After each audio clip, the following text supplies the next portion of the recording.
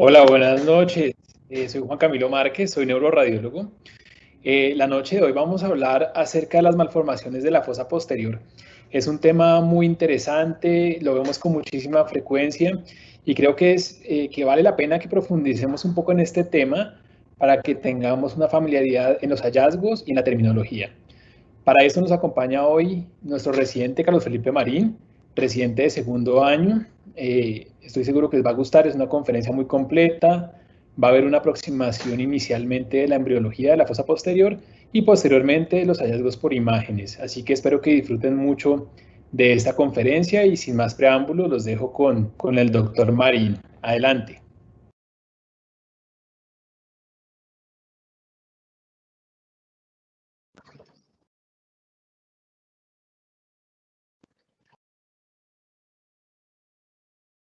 Bueno, ¿cómo están todos? Bienvenidos. En realidad para mí es un gusto hacer esta presentación. Muchas gracias al doctor Márquez por haber hecho los comentarios acerca de la presentación. En realidad yo disfruté mucho realizándola y preparándola y espero que les aporte algo, sobre todo en el entendimiento de estas patologías que a veces se vuelve un poco confuso y espero que entendiéndolas desde la parte más básica logremos pues como un mejor entendimiento de estas.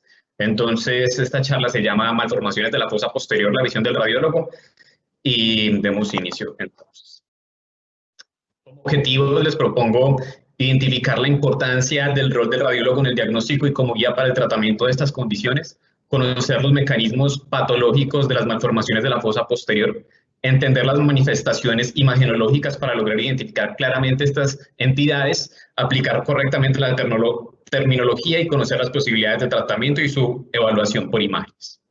Dentro del contenido encontraremos una justificación de por qué realmente vale la pena que nosotros nos apropiemos de este conocimiento para ser una verdadera guía en el diagnóstico y tratamiento de estas enfermedades. Daremos un vistazo corto a la embriología y anatomía de todas las partes de la fosa posterior, tanto en su contenido como el continente, y nos centraremos ya en las malformaciones más importantes, especialmente de Andy Walker, la malformación aislada del vermis y otras malformaciones antes referidas como el continuum o variantes del Dandy Walker, algunas malformaciones Chiari y una aproximación quirúrgica y la evaluación por imágenes de la misma. Entonces, empecemos el viaje a la fosa posterior. Lo primero es que tenemos causas tanto genéticas como adquiridas de estas malformaciones. Importante conocer que las causas adquiridas pueden ser disruptivas, es decir, en una parte avanzada de la vida fetal o adquiridas extrauterinamente y pues dependiendo de la causa en realidad es que nosotros llamaremos de tal o cual manera a la enfermedad y también pues dispondremos de ciertos tratamientos quirúrgicos para estas. En realidad, las patologías más comunes de este tipo son la Chiari y el Dandy Walker. Por lo menos de esas se tienen datos que son fiables y reproducibles, aunque en cuanto al Chiari 1, pues habrá más de una persona andando por ahí en la vida con una deformidad Chiari 1 sin saberlo, completamente asintomático. Y son malformaciones que afectan el cerebro medio y posterior. Esto es importante conocerlo porque se pueden evaluar a través de las imágenes a lo largo de casi toda la vida fetal, por lo menos después de la semana 20 tendremos una evaluación fiable a través de las imágenes, especialmente resonancia magnética y obviamente la ecografía. El conocimiento básico de este espectro de entidades es primordial para establecer terapias y nosotros como radiólogos somos ese faro y esa guía que dará las pautas iniciando con un diagnóstico certero y oportuno de estas entidades. Entonces, para algunas de ellas se tiene como controversias a quién o no tratarle las deformidades Chiari 1. También es importante conocer los costos y las repercusiones para el paciente que no es adecuadamente seleccionado. Entonces, esto es un cuadro en un artículo clásico de Radiographics que nos propone la división de las malformaciones de la fosa posterior dependiendo del sitio anatómico que está primariamente afectado. Tenemos aquellas que son predominantemente del vermis, aquellas que afectan todo el cerebelo, un solo lado del cerebelo o que afectan en conjunto el cerebelo y el tallo cerebral, solo el tallo cerebral y aquellas que afectan el cerebro medio. En realidad, pues, es una lista bastante extensa, pero les propongo, para hacer esto pues como más digerible y más aprovechable, que hablemos de las predominantemente vermianas, en específico de las quísticas, y además daremos esos toques a las malformaciones o los síndromes Chiari. Entonces, en cuanto a la prevalencia de estas enfermedades, tenemos que, como les comento, lo más conocido es acerca del Dandy Walker. Tenemos dos tipos de estimaciones, una prenatal que puede ser entre 1 y 5.000 hasta 1 en 30.000 y una postnatal de hasta 1 en 10.000. Lo importante de recordar en el Dandy Walker es que no raro pues hace parte de síndromes genéticos hasta en el 5% de los casos, y en ese caso pues habrá riesgo de recurrencia en descendencia futura. Entonces es importante hacer un claro diagnóstico de eso y tratar de identificar otras malformaciones asociadas o hallazgos que nos orienten hacia síndromes genéticos complejos. En cuanto al Chiari, tenemos que el Chiari 1 sí es bastante común, hasta 1 en 1.000 personas. El Chiari 2 aproximadamente la mitad de esa prevalencia, pero como les comento, la prevalencia del Chiari 1 en realidad es desconocida. Acá hay un sesgo importante para su medición porque muchas personas la tienen como una deformidad, casi que una variante, y en realidad son asintomáticas y andan por la vida sin tener ningún síntoma con sus amígdalas, entre comillas, protruidas. En cuanto a los costos, típicamente son enfermedades de tratamiento electivo, no requieren hospitalizaciones prolongadas, generalmente no hay complicaciones, pero las comorbilidades específicas a estas enfermedades, por ejemplo, la hidrocefalia, la siringomiela y la escoliosis, hacen que todo esto pues, tenga repercusiones sobre los tratamientos y por ende sobre los costos. Les traigo en esta bibliografía costos no ajustados recopilados del año 2009, es un artículo que salió el año pasado, hospitalizaciones en Estados Unidos, costos que ondaron entre los 7.000 y los 30.000 dólares por hospitalización. Y tenemos esta gráfica cuya línea base inicia aproximadamente a los 17.000 dólares, esto teniendo en cuenta año 2009, y quiero que se centre en la línea del centro. Las punteadas son los costos más altos y más bajos dependiendo de dónde se hacían las mediciones, si eran hospitales privados o no, etcétera. Pero quiero que se centren especialmente en este quiebre de la línea en el cual definitivamente se dispara de manera vertical los costos asociados extras por complicaciones especialmente quirúrgicas, complicaciones médicas asociadas a otros síndromes genéticos que puedan hacer parte del cuadro, y aquellas complicaciones que se derivan de uso de dispositivos médicos asociados, por ejemplo, catéteres de derivación ventrículo-peritoneales, etc. Entonces, definitivamente esto me sirve para recalcar el rol del radiólogo. Operemos y seleccionemos a los pacientes que realmente necesiten esa cirugía, y nosotros tenemos casi que parte importante en cuanto a un correcto diagnóstico y hacer un faro para la guía de tratamiento de estos pacientes. Ya pasando a la parte de la morfología, la embriología y la anatomía, les traigo esta imagen de la derecha, perdón, de la izquierda de sus pantallas, la cual es obtenida de la literatura. Esto es un grupo de investigación del cual hace parte tanto el doctor Andrea Poretti, el cual es un reconocido neurólogo pediatra que murió hace poco, pero dejó un gran legado, y el doctor Ribot, que es un reconocido neuroradiólogo pediatra que ha estudiado a fondo este tipo de síndromes congénitos, y nos proponen la división de la fosa posterior de una manera sencilla, fácil. No es mucha la matemática que tenemos que meterle, y básicamente nos divide de acuerdo a sus límites. El límite anterior formado por la corteza posterior del clivus, un límite superior y anterior formado por la incisura, uno superior y posterior formado por el tentorio, y uno más posterior formado por el hueso occipital, y ya el más inferior pues correspondiente al foramen magnum. De acuerdo a la patología, especialmente aquellas que afectan el continente de la fosa posterior, tendremos que habrá una que otra de estas dimensiones que está alterada. Por ejemplo, en este paciente de nuestra institución, en la cual tiene un diagnóstico conocido de deformidad Chiari 1, y definitivamente vemos que hay una alteración de todas estas dimensiones, pero si hacemos un esbozo de cuál es la dimensión que finalmente se afecta más en este tipo de malformaciones, es la altura de la fosa posterior. Entonces, la primera invitación es hacer un abordaje práctico de este tipo de enfermedades para lograr el diagnóstico. En cuanto a la embriología, los quiero ubicar más o menos hacia la semana 7, entre la semana 7 y 10ª, posterior a la culminación de los procesos de nucleación, en la cual nos centraremos básicamente en el extremo más craneal del tubo neural, en el cual se formarán dos constricciones. Estas dos constricciones darán origen a 3 vesículas primordiales llamadas prosencéfalo, mesencéfalo y rompencéfalo. Para efectos de esta charla nos centraremos básicamente en el desarrollo del romboencéfalo.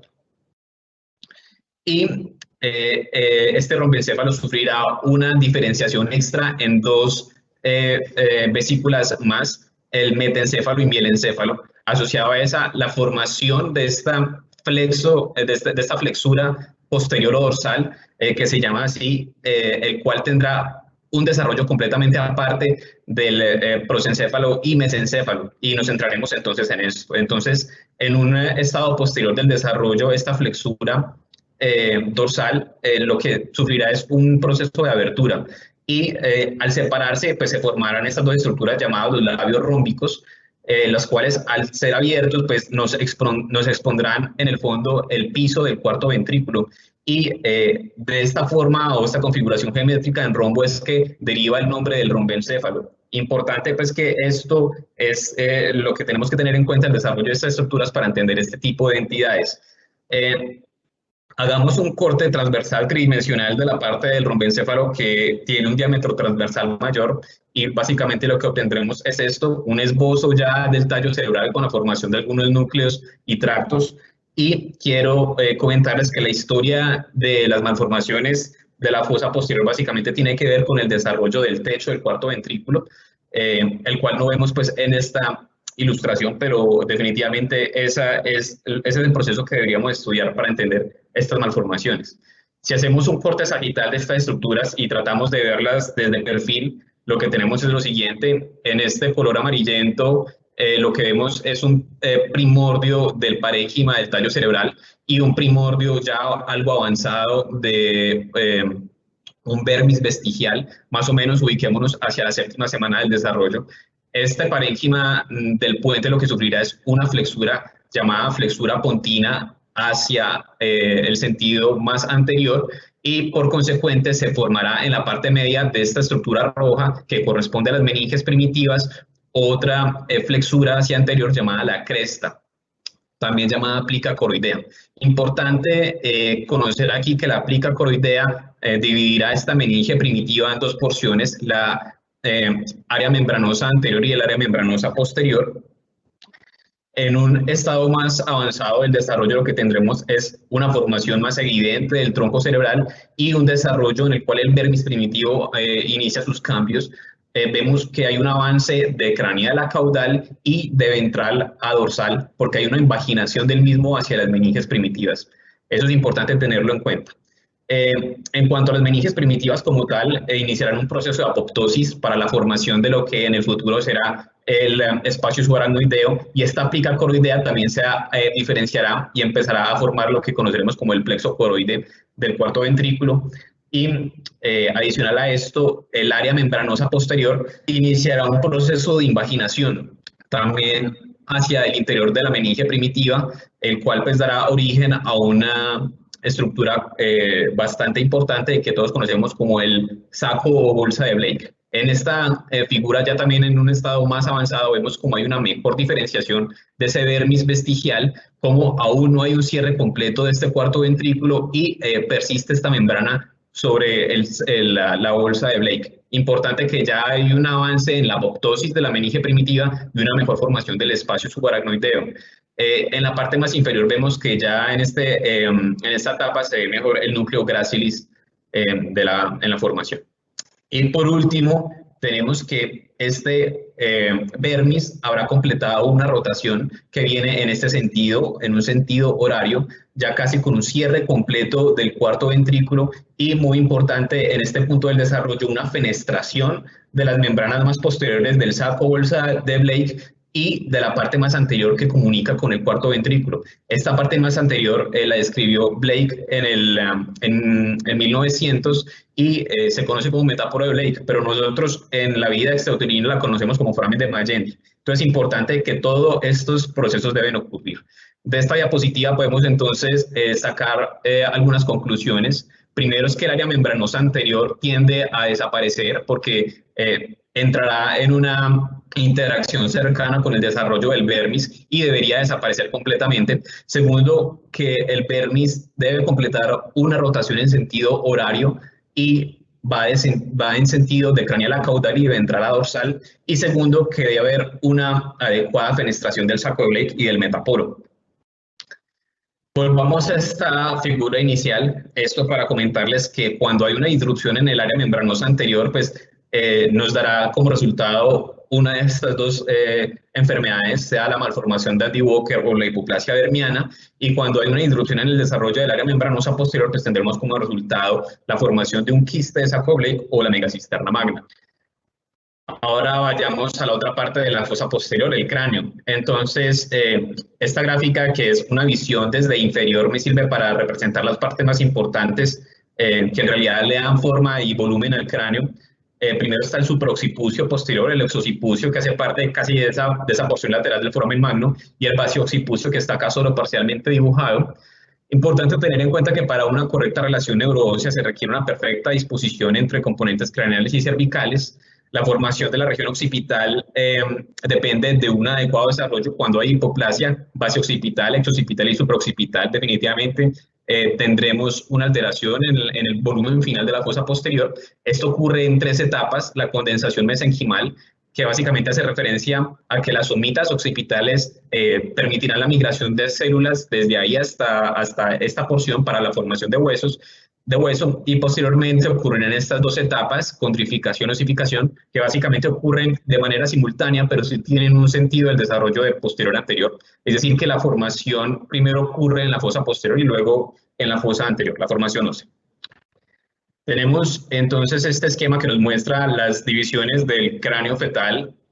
Tenemos esta porción que se llama viscerocráneo y básicamente hace referencia a las estructuras faciales, y esta otra que es el neurocráneo, en la cual ilustramos pues como toda la parte de la bóveda craneal y, muy importante, la parte de la base del cráneo.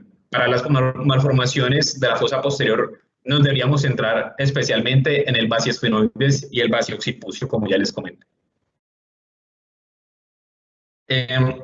Y analicemos otra vez esta diagrama que todos nosotros conocemos bien. Algunas veces es difícil de recordar de todas las porciones, pero más o menos trataré de ayudarles. Tenemos la epidermis, que de esta o del disco ectodérmico trilaminar habrá una formación de este tubo que debe separarse completamente para formar el tubo neural, y a partir del mesodermo o la lámina del medio del disco trilaminar se formarán estas 2 estructuras importantes, las somitas a cada lado del tubo neural y la notocorda, que es otra porción que se hace más ventral al tubo neural. Y les quiero comentar que las somitas son estructuras bastante importantes porque, como les comenté, desde ahí ocurrió la migración celular para la formación de las estructuras óseas del cráneo y basicráneo. Ahora, la región cráneo-cervical juega un papel igualmente relevante en la formación del cráneo, especialmente las somitas occipitales, 4 de ellas, y la primera somita cervical, las cuales darán origen a múltiples estructuras, pero quiero que nos centremos en el papel de la somita occipital número 4 y la primera somita cervical, las cuales darán origen a esta estructura llamada proatlas. Este proatlas es súper importante porque si vemos de él se desprenden múltiples flechas, y esto quiere decir que participa en la formación tanto de la unión cráneo-cervical como de la base del cráneo como tal, formando el basiooccipucio, los cóndilos occipitales, el foramen magno en sus regiones más laterales y también la punta del diente. Entonces, cualquier disrupción en la formación de este proatlas pues, nos llevará a malformaciones importantes. Tal vez la más importante sea una asimilación occipital del atlas, que es básicamente una fusión y una inexistencia de esa unión cráneo-cervical. Y esto es una gráfica final de cómo sería la repartición más o menos de las estructuras finales de la unión cráneo-cervical y base del cráneo respecto a las somitas que les acabo de comentar. Ahora, la otra parte del desarrollo tiene que ver con el cráneo como tal, y acá lo que es importante son las sincondrosis de la base del cráneo, especialmente para efectos de estas charlas, centrémonos en la esfenoccipital y la interoccipital. Estas, como cualquier sincondrosis, pues debería osificarse, y se osifican en un sentido antiparalelo, y si no existe ese sentido antiparalelo, pues no habrá una adecuada expansión de la base del cráneo. Cuando sí lo hay, lo que permite es una expansión hacia anterior de la fosa anterior, una expansión hacia anterior y lateral de la fosa media, una rotación hacia posterior de la cápsula óptica y una expansión hacia posterior del foramen magno. Esos son los sentidos normales de la expansión y formación de las estructuras del cráneo. Y como resumen les traigo pues entonces que la formación de estos huesos que hacen parte de la fosa posterior, especialmente pues obviamente el occipital, y de los parietales vienen del mesodermo somítico, algo pues que uno tal vez no se llega a imaginar. En cuanto a los determinantes del volumen de la fosa posterior, estos, como ya les había comentado, están listos completamente al final de la vida embrionaria. Su volumen final se ve afectado por la distensión ventricular y crecimiento cerebeloso. Es importante tener en cuenta que si estas estructuras no crecen, pues la fosa posterior tampoco crecerá. Entonces, eso es uno de los determinantes. La rotación del tentorio y huesos petrosos, ya lo vimos entonces acá en la expansión de la sincondrosis, y el crecimiento del resto de la sincondrosis. ¿Qué es lo que pasa en el Chiari 1, por ejemplo? Hay un apiñamiento de las estructuras que todos conocemos a nivel del foramen magno y una disminución de la altura de la fosa posterior, como lo vimos en el esquema inicial de esta sección. Entonces, tenemos una hipoplasia supraherbácea occipital, otras causas pueden ser plativacia y la invaginación basilar, que son eventos de los cuales hablaré más adelante. Acá tenemos reconstrucciones en tercera dimensión, vistas desde una vista lateral, como un cráneo normal pues tiene una adecuada profundidad de la fosa posterior. Un paciente con Chiari 1 definitivamente tiene una deficiencia o un achatamiento o acortamiento de la misma. Y esto da como resultado esta presentación típica de apiñamiento de las estructuras y casi que una ausencia completa de espacio subaracnoideo a través del cual pueda fluir el líquido cefalorraquídeo con facilidad. En cuanto a la formación del vermis, ya una vez formado, pues tenemos que, como les comento, a las 20 semanas está completamente formado con toda esta anatomía que es bastante complicada, y la otra mitad del embarazo se la pasará haciendo una mejor diferenciación de las estructuras, pero sobre todo multiplicando su tamaño, casi en 4 veces. Esto es un crecimiento bastante rápido. Si la fosa posterior pues, no logra una adecuada expansión, digamos por una falla de la sincondrosis, esta estructura tampoco lo hará, no crecerá de manera adecuada. Y esta gráfica acá tan compleja me sirve solo para que ustedes se lleven unos puntos clave cuando nos enfrentemos a la valoración de un vermis, del desarrollo vermiano a través de resonancia magnética de un paciente fetal, dígase, por ejemplo. Quiero que recuerden estas 3 estructuras. El fastigio debe ser un ángulo aproximadamente agudo, la fisura primaria y la fisura prepiramidal, las cuales son fácilmente distinguibles a través de resonancia magnética y a través de la ecografía. Si hacemos un zoom out de esta imagen, pues tenemos esta otra, la cual es un desarrollo vermiano completamente normal y nos permite hacer la valoración de todas estas estructuras mencionadas. Esto es una secuencia traída de la literatura del mismo paciente, en el cual se hacen obtenciones múltiples para valorar la complejidad del desarrollo anatómico del vermis, y vemos cómo en realidad sí se podrían llegar a identificar cada uno de sus componentes, pero obviamente es un proceso bastante complicado. Entonces, como les digo, tratemos de evitar, o lo recomendado es que no se haga una valoración de la anatomía del vermis antes de las 18 semanas. Esto dará lugar a falsos positivos. Y lo que queremos ver una vez ya esté formado y se haga la imagen es si tiene la presencia del punto fastigial, si se pueden identificar la fisura primaria y prepiramidal. Y otro punto importante es el ángulo tegmento-vermiano, el cual está formado entre el dorso del puente y el óvex del cuarto, el óvex del cuarto ventrículo. Esta medición del ángulo debe ser aproximadamente entre 0 y 40 grados. Hay un margen bastante amplio de zona gris, pero bueno, cuando está abierto, cuando no hay un cierre completo del cuarto ventrículo, ni siquiera se tiene que hacer esto porque es evidente y además estará acompañado de hipoplasia de las estructuras de la fosa posterior. Pero es importante tener en cuenta que esto debe hacer parte de nuestra valoración de la fosa posterior. Entonces, tenemos algunas anomalías congénitas de la fosa posterior. Las podemos dividir en aquellas que afectan al cerebro posterior, aquellas que afectan la bóveda craneal, y en aquellas que son aplásicas o hipoplásicas estaremos hablando de la hipoplasia del vermis, las anomalías quísticas a la área del Dandy Walker, quiste del saco de Blake, megacisterna, y de las malformaciones de la bóveda craneal les hablaré acerca de Chiari 1 y 2.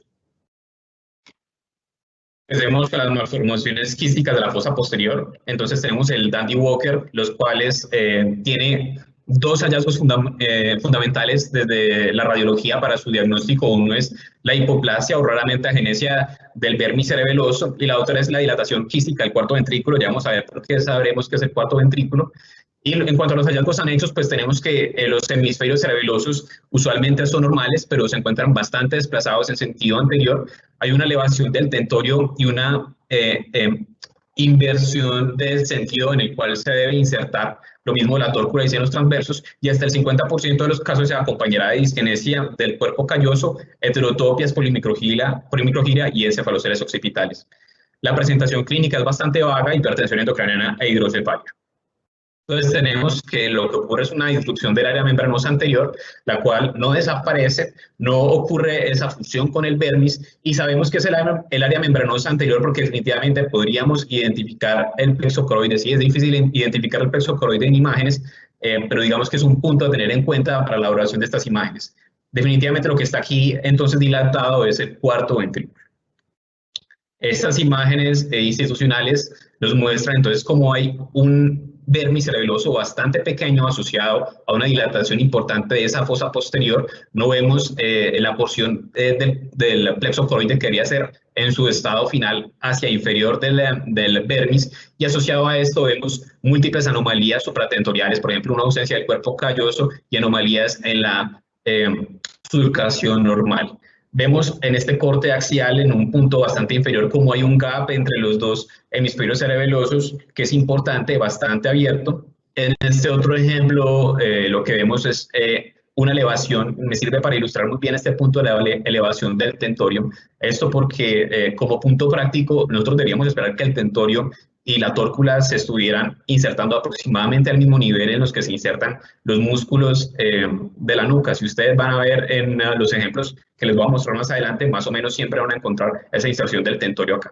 Y si hacemos un corte más posterior de la fosa posterior, casi que mirándola desde atrás, pues veremos cómo va a tener esta configuración triangular. Y igualmente este paciente pues tiene anomalías supratentoriales, no se le ve un cuerpo calloso y tiene una anomalía de la surcación.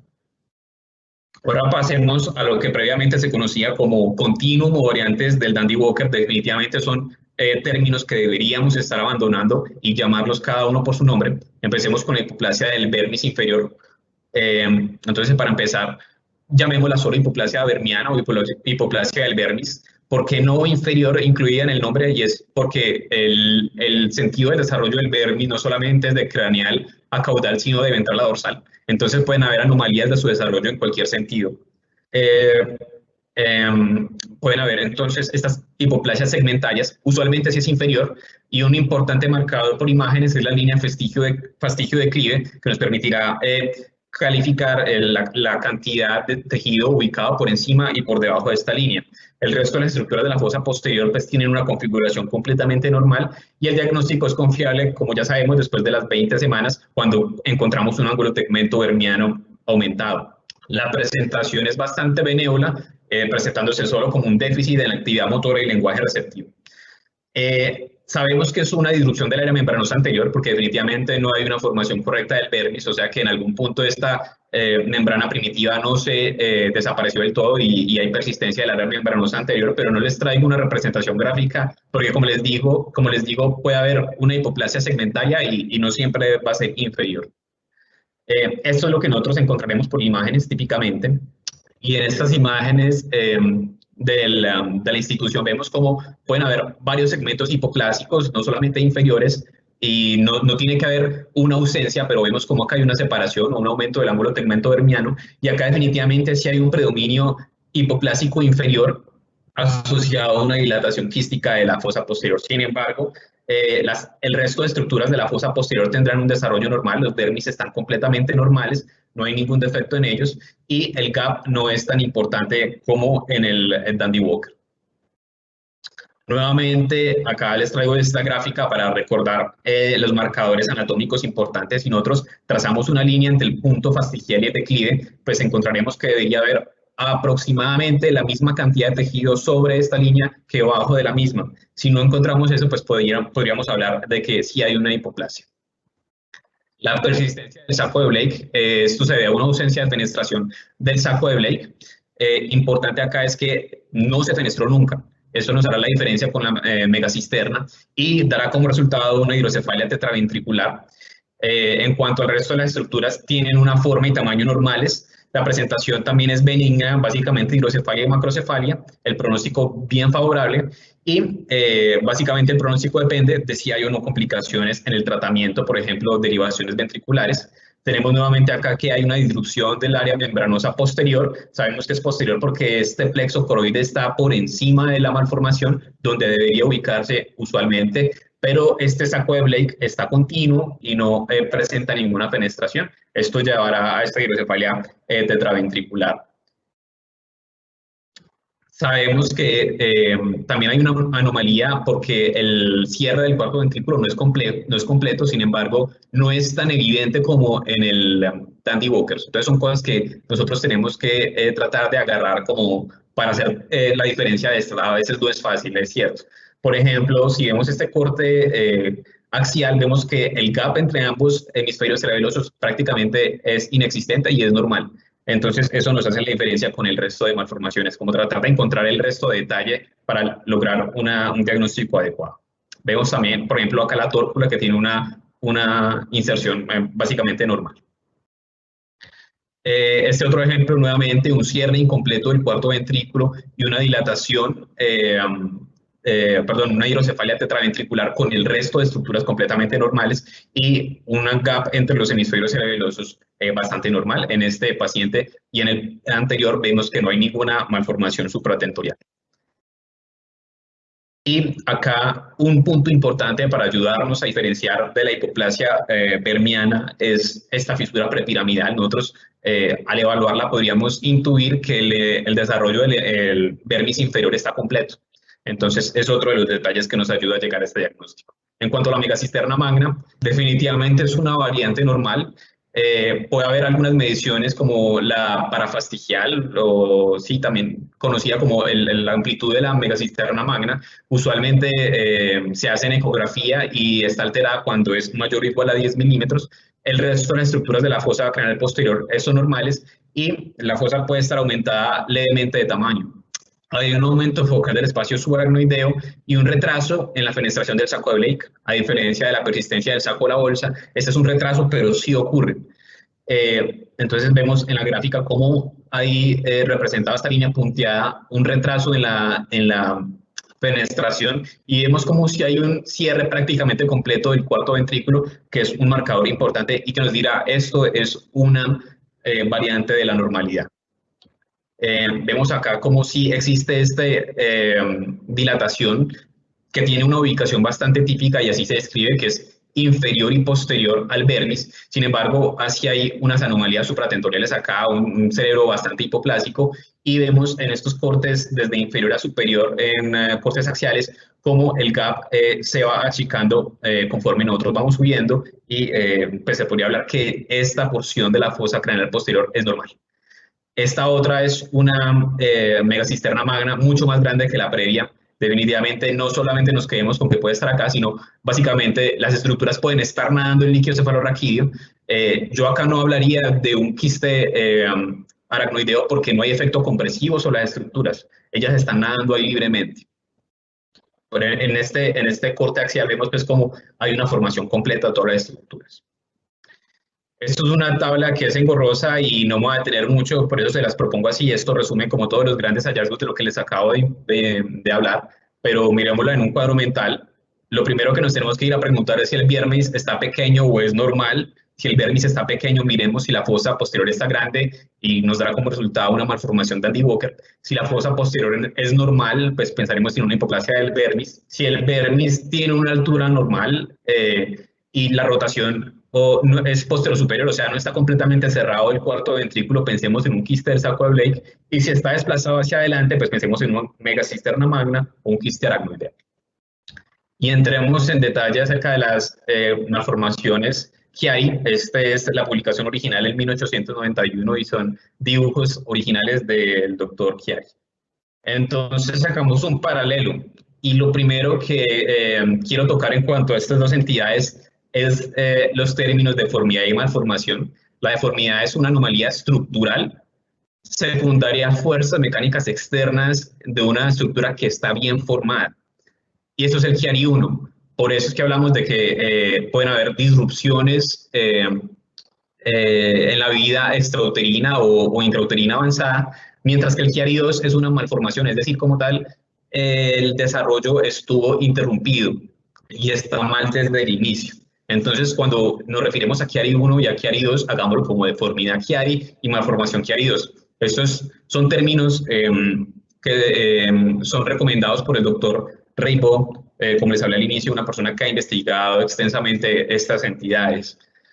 Lo otro en cuanto a los términos, y quiero hacer la acotación de una vez, es que evitemos utilizar el Arnold-Chiari para referirnos a algunas de estas entidades. Esto porque Arnold y Chiari pues, fueron dos médicos que vivieron más o menos en la misma época, pero ellos describieron en sus hallazgos patológicos la malformación Chiari 2. No describieron ni la 1, ni la 1.5, ni todo el resto que existen.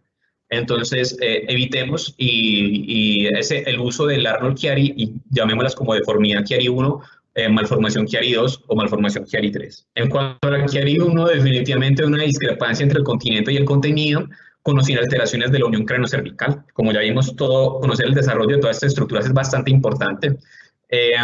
Quiero centrarme en las dos primeras causas. Una de ellas es el clivus corto y la otra es una segmentación anormal de los cuerpos vertebrales. En combinación llegan casi hasta el 100% de las causas de Chiari 1 y por lo tanto denominaremos estas causas del desarrollo, mientras que pueden haber otras causas adquiridas como un apiñamiento casi que congénito de las estructuras por una bóveda craneal globalmente pequeña o una fosa posterior pequeña por otras causas, o un tejido excesivo en la fosa craneal posterior o bóveda craneal. El doctor Reibó hace referencia a que estas representadas en azul pues se podrían llamar hernia amigdalina y por lo tanto ectopia amigdalina, pero digamos que eso nos complica un poco la clasificación y ellos desaconsejan su uso. Y estas dos primeras causas, el clivus corto y la segmentación anormal de los cuerpos vertebrales, hace referencia al Chiari 1.5. Ellos también desaconsejan el uso del Chiari 1.5 porque básicamente son las causas más comunes de Chiari 1. En cuanto al Chiari 2, ya sabemos que es una malformación, tiene una patogénesis osteoneural compleja y lo que ocurre es una fosa posterior pequeña con una hernia caudal de la parte inferior del cerebelo y cuarto ventrículo. Por lo menos eso fue lo que escribió el doctor Chiari en 1891. Tiene una teoría, es multicausal en su origen, pero tiene una teoría unificada que es la más aceptada en la literatura. No está aprobada, pero es lo que más se acepta. Es que, como sabemos, siempre habrá un tubo neural abierto en su extremo caudal. Esto lleva a una filtración del líquido cefalorraquídeo, un escape de ese líquido cefalorraquídeo a través de ese extremo caudal. Por lo tanto, habrá una falta de distensión de las vesículas embrionarias caudales, es decir, del rombencéfalo, y llevará a que la fosa posterior sea pequeña. Cuando la fosa posterior es pequeña e insuficiente para albergar el cerebro posterior en crecimiento rápido, pues hará que cuando ellas crezcan, pues no quepan en esa fosa posterior y lleven a herniarse a través del foramen magno. Algo importante de entender y porque esta teoría gusta en la literatura es porque explica en parte de las malformaciones o todo el espectro del Chiari 2 supratentorial, y es que la filtración del líquido cefalorraquídeo lleva a que el sistema ventricular nunca se descienda, y el sistema ventricular es un faro para la migración neuronal y para la formación normal de la corteza. Entonces, cuando existen errores de la migración neuronal por una ausencia de distensión, nos llevará a la formación de heterotopias y polimicrogilia. Les traigo esta gráfica traída de la literatura que nos ilustra las diferentes mediciones y líneas que nosotros podemos hacer en la fosa posterior para detectar tanto plativacia, que se refiere como a la disposición plana de la base de cráneo, básicamente midiéndose a través del ángulo de Welcher, el cual es anormal si es mayor a 140 grados, o el uso de las líneas de Chamberlain y McGregor, que básicamente miden lo mismo y lo que hacen es determinar cuán elevado está la punta del diente sobre esa línea. Tienen puntos de corte diferentes, aproximadamente entre 5 y 7 milímetros para determinar que si hay o no hay plativacia. Pero en casos como este tan evidentes, donde hay incluso un doblez de la unión bulbomedular, pues en realidad no necesitaríamos hacer eso, porque es evidente que hay un foramen magno pequeño y una compresión de esa unión bulbomedular. Este es un caso traído de la institución en el cual vemos en un corte parasagital primero, todas las anormalidades supratentoriales que existen y segundo, cómo evidentemente la fosa craneal posterior no logró una adecuada distensión y hay una tendencia a que esta base del cráneo sea plana y secundario a eso también hay una tendencia a la protrusión del diente que lleva a este kink o doblez de la unión bulbomedular, una de las causas más comunes de Chiari. Vemos en este mismo paciente en una reconstrucción en tercera dimensión de TAC cómo esa base del cráneo tiende a ser bastante plana y el clivus corto, y en un paciente normal como si hay una disposición mucho más vertical de ese clivus. En este otro paciente pues, sirve también para ilustrar la misma situación, una fosa posterior que definitivamente es pequeña, una invaginación basilar que lleva a la compresión extrínseca de la unión bulbomedular y una protrusión a través del foramen magno de esto, y nuevamente nos dará origen a esta imagen típica que es la ausencia casi completa de espacio subaracnoideo a nivel del foramen magno, lo que impedirá una circulación adecuada del líquido cefalorraquídeo. Y en este otro caso que es interesante porque no todo ocurre en base de cráneo, sino este es un hallazgo típico de un paciente con acondroplasia. Vemos esta prominencia frontal, prominencia occipital y un retroceso de las estructuras de la mediocara, lleva a que toda la bóveda craneal sea pequeña y por lo tanto a una protrusión de las amígdalas cerebelosas a través del foramen magno con un Chiari que en este caso ya había sido llevado a corrección. Y pues el paciente va bien en este caso en particular. Nuevamente, los hallazgos típicos en la fosa posterior, el apiñamiento y la ausencia casi completa de espacio subaracnoideo. Acá quiero hacer recalco en una cosa y es la importancia en saber medir el descenso de las amígdalas cerebelosas. Usualmente se utilizan cortes parasagitales. Y lo que se hace es trazar una línea que respete las cortezas inferiores del vasium opistheum. Entonces tenemos que esa línea se llama la línea de McRae. Una vez que esté bien dispuesta esa línea, lo que hacemos es la medición perpendicular del descenso de las amígdalas cerebelosas. En este caso en particular fue de 12,5 milímetros. Importante porque es esto. Bueno, en este caso además vemos este seeding importante. ¿Pero por qué es eso? Porque es importante conocer cómo se mide el descenso de las amígdalas cerebelosas. Porque existen muchas controversias acerca de todas estas causas adquiridas de síndrome Chiari 1. Por ejemplo, las fugas de líquido cefalorraquídeo adquiridas, lo que conocemos como síndrome de hipotensión endocraneal, secundarias, por ejemplo, a meningoceles o a perforaciones de la dura, sea por osteofilitos posteriores o punciones lumbares o fístulas penodurales que llevan a que se pierda ese soporte de líquido, esa columna de líquido y que todas las estructuras encefálicas pues caigan a través del foramen magno. Otro tipo de controversias precisamente son las craniosynostosis. En este caso lo que habrá es un aumento en la presión intracraneal y es importante tener en cuenta que hasta el 50% de las formas sindromáticas de craniosynostosis se asocian con cierre de múltiples, se asocian con Chiari 1 y esto porque ocurre el cierre de múltiples suturas y el 20% de las craniosynostosis no sindrómicas se asocian a Chiari 1 usualmente con una sola sutura.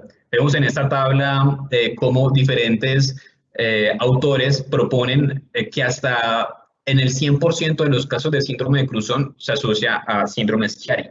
Y definitivamente hay una alta asociación del resto de síndromes de craniosynostosis sindrómicas. En cuanto al cierre de una sola sutura, tenemos que la sutura lambdoidea es definitivamente la que tiene el mayor peso cuando ocurre un cierre prematuro de la misma. ¿Y cómo hacemos entonces para tratar? ¿Qué es lo que se hace? ¿Qué se tiene en cuenta si sabemos que lo que ocurrió no es una deformidad como la que conocemos usualmente en el Chiari 1 que les acabo de presentar más atrás? Sabemos que se tratan los pacientes sintomáticos, no se sabe cómo se tratan, si con un reparo de la craniosynostosis, con una expansión supratentorial o con una expansión de la fosa posterior. Otra controversia es la ectopia amigdalina, que ya se había hablado de ella, una amígdala de implantación baja. Se considera una variación normal, mucha gente es completamente asintomática, es un imitador común de esta entidad y se relaciona a hipertensión endocraneal. Entonces tenemos que si nos centramos en esta gráfica del lado A, vemos como pacientes con hipertensión endocraneal tienen una disposición de las amígdalas cerebrosas que es bastante baja respecto al foramen magno y esto hace referencia pues a que no toda amígdala cervelosa descendida es Chiari-1. Y este otro artículo que es bastante interesante nos muestra cómo hay una variación en la disposición de las amígdalas cervelosas respecto al ciclo vital, como en los adultos jóvenes tiende a haber un descenso más importante que obviamente en los ancianos por toda su pérdida de volumen. Y cómo hay una variación dentro de los mismos grupos etarios de la disposición de las amígdalas cerebelosas en relación con el foramen magno. Entonces, para resumir toda esta parte de las controversias de Chiari-1, tenemos que existen múltiples mecanismos de hernia de las amígdalas cerebelosas, dentro de ellas constricciones craneales como las acondroplasias, las craneosinostosis y otras como la hipertensión intracraneal o la hipotensión que llevan a la hernia de las amígdalas cerebelosas. Tenemos entonces que el flujo lento de líquido cefalorraquídeo en la unión cranocervical es el origen de todas las causas sintomáticas de Chiari-1 y lo que se busca es el restablecimiento normal de ese flujo. Si no se lleva ese restablecimiento normal, usualmente ocurren las complicaciones típicas que es la siringomiela y la escoliosis.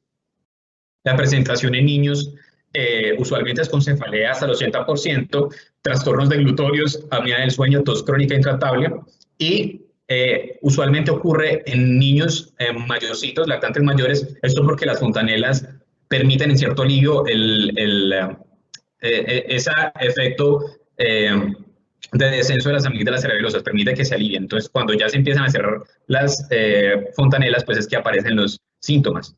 Y la escoliosis típicamente ocurre en el 30% y es una curva única izquierda, secundaria usualmente a la siringomelia. En los adultos, la manifestación más típica o más llamativa es la cefalea tusiva, ¿sí? El paciente tose y le da dolor de cabeza. Sin embargo, pues existe una amplia gama de manifestaciones clínicas, de esto dependiendo pues como de los sitios de compresión.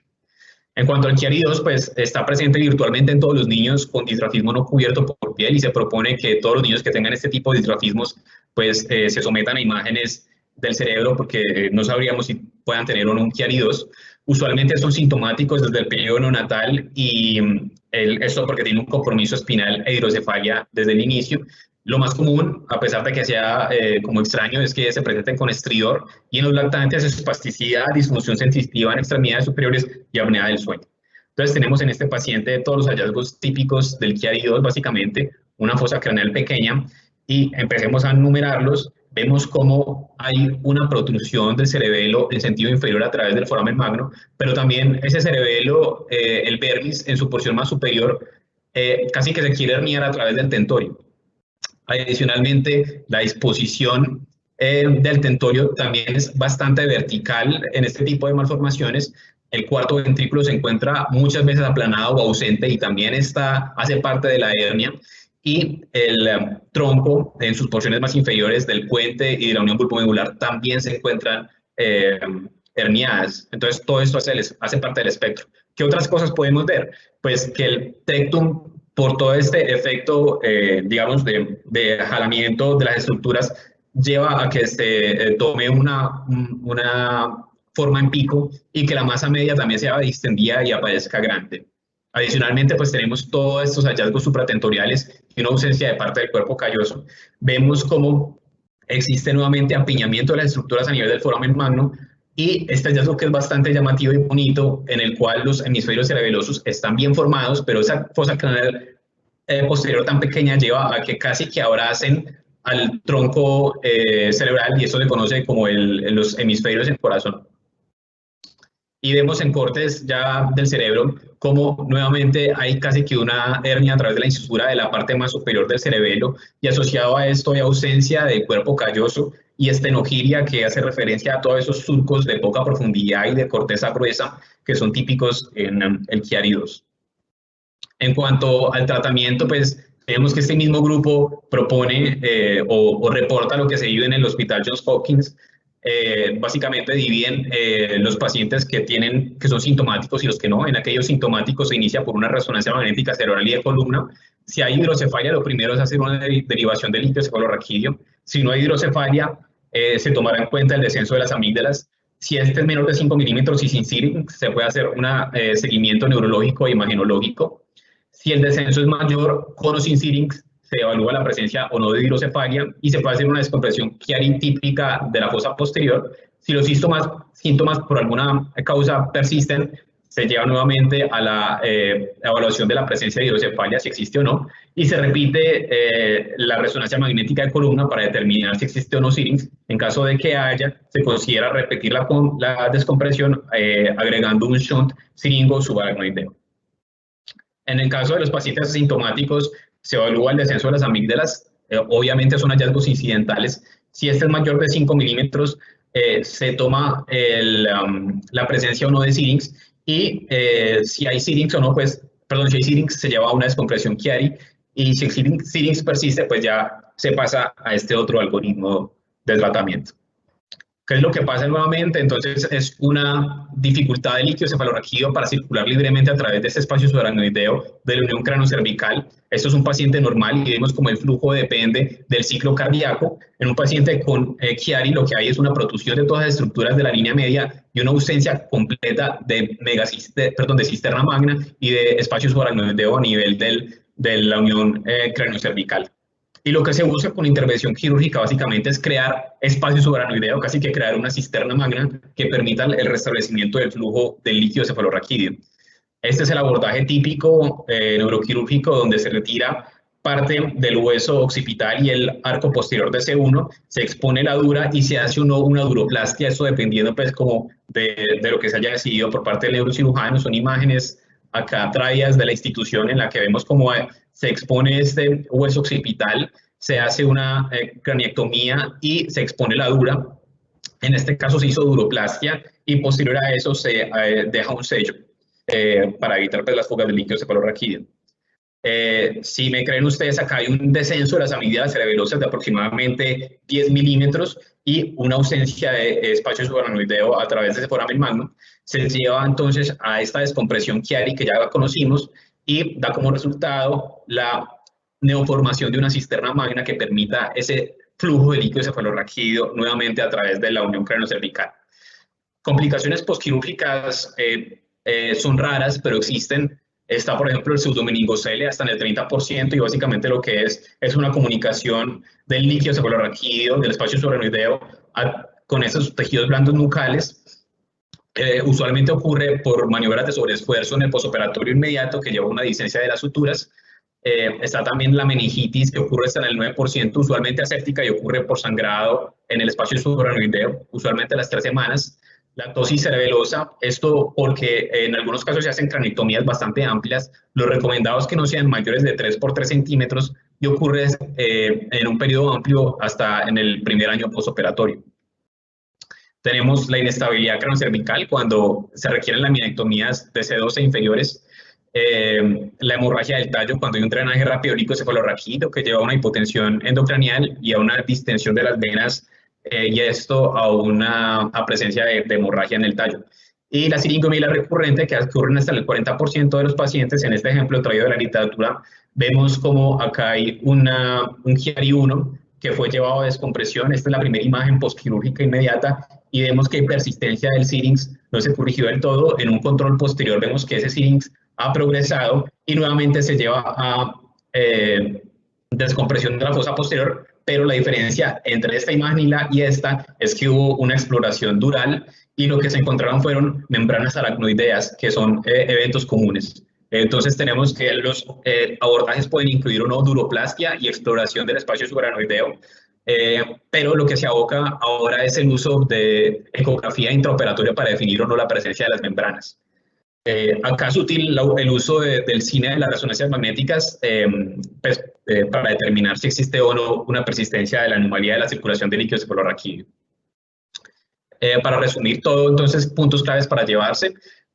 Manejemos una terminología correcta al referirnos a estas entidades. Ya sabemos qué es deformidad, qué es malformación. Evitemos el uso de Arnold-Chiari y más bien llamémoslas Chiari 1, 2 y 3. Ya sabemos que la hipoplasia vermiana puede ser segmentaria, no solamente inferior. Sabemos que el entendimiento del proceso formativo embriológico es clave para abordar estas patologías. Espero que ya no nos olvide o por lo menos tengamos un mejor entendimiento de estas. Y la inspección visual de los componentes de la fosa posterior es clave. No tenemos que sacar la regla para medirlo todo. Sabemos por inspección si está aumentada o si está disminuida, cómo es el desarrollo del vermis, si se cierra el cuarto ventrículo y si existe o no hernia de las amígdalas. Y contextualicemos la deformidad Chiari-1, pues porque puede ser una fosa posterior pequeña deforme o una ectopia amigdalina adquirida. Para comentarles que la semana pasada, exactamente hace una semana, fue el Día Internacional del Síndrome Chiari, y con esto les agradezco mucho su atención en la charla. Muchas gracias.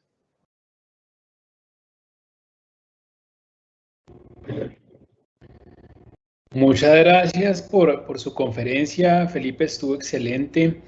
Eh, Creo que nos queda muy clara la importancia de estas malformaciones y la frecuencia de las mismas, así como los tips para poder acercarnos hacia un diagnóstico más preciso, sobre todo teniendo en cuenta la embriología que fue claramente expuesta. Hay unas preguntas que hace el público que me parece que son muy importantes y que vale la pena que le demos una revisada. Eh, hay dos que son muy similares. Una de ellas dice, en la valoración de la dinámica del líquido cefalorraquídeo por malformación de Chiari, ¿utilizan valores cuantitativos? ¿Cuáles utilizan? ¿Dónde ubicar el ROI? ¿Tienen valores de normalidad en su población? Y otra que va por la misma línea de si pueden los estudios de líquido cefalorraquídeo aportar algo al diagnóstico.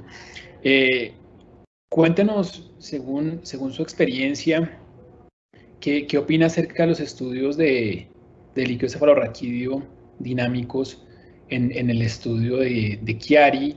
Y vemos si hay que profundizar alguna cosa.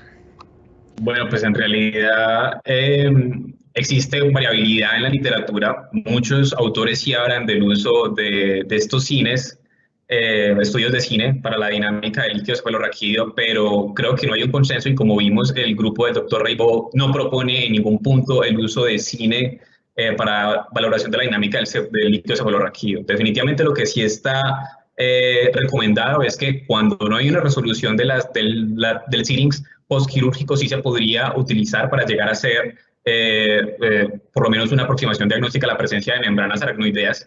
No conozco si existen valores determinados para nuestra población. Ese sí, no sabría qué responder. Ok, muy bien.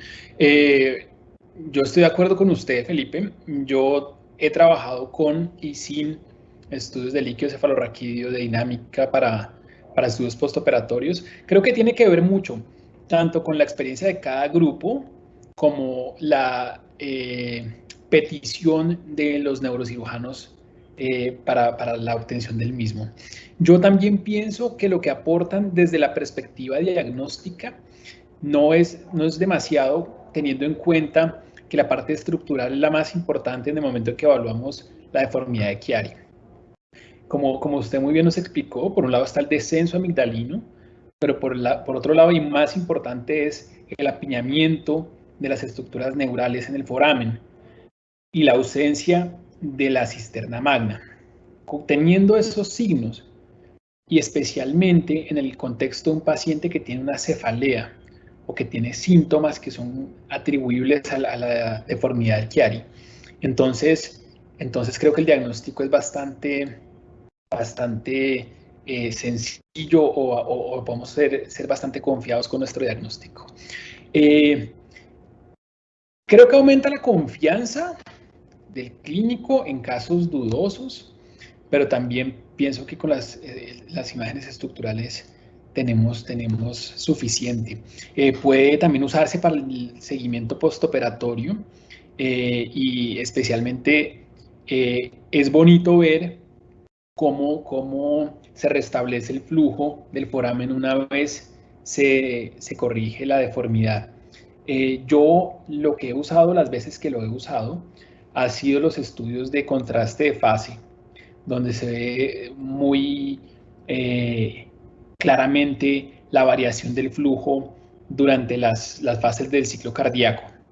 Nunca he tomado medidas al respecto, siempre que lo he visto o lo he valorado ha sido de una manera más descriptiva que realmente dando un valor numérico. Espero que con eso aclaremos esta pregunta o esas dos preguntas. Esta pregunta también me parece muy interesante. Felipe, ¿qué opina? ¿Deben ser reportadas las megacisternas magnas en el informe radiológico? Eh, Son variantes normales. Muchas veces, si no se aclara que es una variante normal, puede llevar a equivocaciones. Pues no sé, creo que depende mucho de si creemos que va a aportar algo o no, porque podríamos llevar a confusión. Creo que es bastante variable y depende más como del radiólogo y la necesidad de encontrar algo durante el estudio. O sea, en realidad yo no lo reportaría como, como dentro de la parte del cuerpo del informe. De acuerdo. Yo pienso que siempre vamos a entrar en esa discusión bizantina de si es una megacisterna magna, un quiste aracnoideo retrocerebeloso. En aquellos casos donde la cisterna, según mi opinión, va a ser una fuente de confusión, entonces se puede informar como esto es una variante anatómica y es una megacisterna magna. Y eso para darle como la tranquilidad al clínico de que no estamos frente, por ejemplo, a un Dandy Walker o a una hipoplasia vermiana. Solo en ese contexto pienso que vale la pena informarlo en nuestro reporte. Aquí hay otra pregunta muy interesante. ¿Son importantes las secuencias space sagital volumétricas T2 para realizar las medidas? ¿Qué opina, Felipe? No, yo creo que con un buen T1 donde se vea claramente la corteza del Bastion y Lopicium, que es definitivamente el punto de calidad que nosotros deberíamos cumplir para hacer la medición del descenso, es suficiente. Adicionalmente, pues eso aumenta el tiempo de adquisición de imágenes, el tiempo de uso del resonador, entonces no creo que sean necesarias. De acuerdo. Aquí quiero hacer una anotación que quiero que algo que quede claro también es que se debe usar la imagen de la línea media. ¿Sí? Eh, si nosotros nos desplazamos lateralmente, podemos malinterpretar una ectopia amigdalina como una deformidad Chiari. Entonces, siempre esas medidas se deben tomar en la línea media. Tengamos en cuenta que si realmente estamos frente a una deformidad de Chiari, en el momento en que las amígdalas cerebelosas descienden, van a descender hacia la línea media. Entonces ahí es donde la debemos medir. De esa manera vamos a evitar falsos positivos al encontrar, por ejemplo, una amígdala cerebelosa que se encuentre congénitamente un poco descendida por un ladito y esa no tiene realmente ninguna relevancia clínica. Entonces yo también pienso que pues hacer imágenes fiesta o kiss en la línea media puede que sean muy bonitas, pero realmente pienso que no es mucho lo que aportan desde la perspectiva diagnóstica.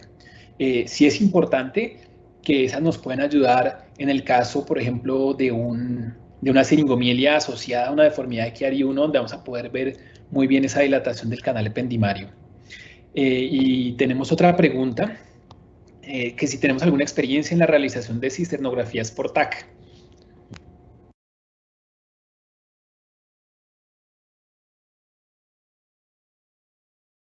Pues en la institución sí se hacen. La principal causa de solicitud es el estudio de fístulas del líquido cefalorraquídeo, pero no he escuchado todavía que se pidan para este tipo el estudio de estas enfermedades.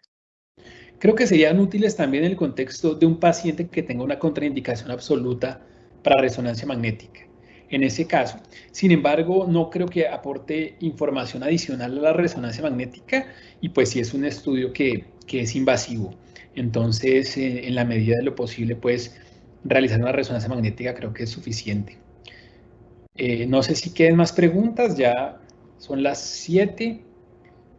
Entonces, si es todo lo que tenemos por hoy. Quiero dar las gracias, Felipe, fue una conferencia muy buena y creo que nos ha enriquecido mucho en el conocimiento de las malformaciones de la fosa posterior, tanto del espectro Chiari como de las lesiones o las manifestaciones quísticas de la fosa posterior, que son un tema tan frecuente. Así que gracias a todos ustedes por habernos acompañado esta noche y cualquier otra pregunta adicional que surja, por favor contáctenos por correo electrónico, por cualquier otro medio y estaremos gustosos de contestarles. Muchas gracias a todos. Gracias a todos.